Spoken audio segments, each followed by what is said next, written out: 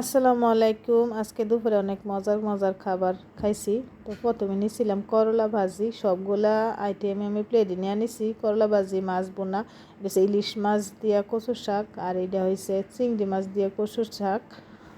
আর কচুর শাক তো সহজে খাইতে পারি না, কচু কাটতেও পারি না, রান্না করতেও পারি না। তো একটা কচুর শাক আম্মা রান্না করে দিয়েছে চিংড়ি মাছ দিয়া, আর ইলিশ মাছটা যেটা রান্না করছে এটা হচ্ছে বরফা রান্না করে দিছে।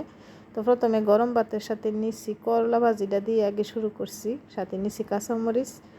আর গরমের মধ্যে ভাজি ভাতই বেশি মজা লাগে মাছ মাংসর থেকে।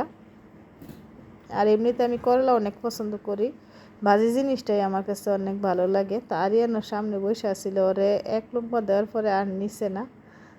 তো এখন করলা ভাজিটা খাওয়া শেষ, এখন কচু শাক দেখাইতেছি। আর দুইটা কচু শাকের আইটেমে অনেক মজা হয়েছিল। তো এখন যেটা দেখাইতেছি এটা রান্না করছিল ইলিশ মাছ দিয়া। আর এমনিতে তো কচু শাক কিন্তু অনেক মজার একটা খাবার, আবার অনেক ভিটামিনও আছে এই কচু শাকের মধ্যে। আর দুই রকমের মাছ দিয়ে কচুর শাক মজা লাগে, আপনি যেভাবে রান্না করবেন। চিংড়ি মাছ দিয়ে রান্না করলেও মজা লাগে, ইলিশ মাছ দিয়ে রান্না করলেও মজা লাগে। তো আমি দুইটা কচুর শাক তরকারি একসাথে করে খাইতেছি, অনেক মজা লাগছে। তো শাক আর ভাজিতে খাওয়ার পরে মাছটা আর বেশি মজা লাগতেছে না।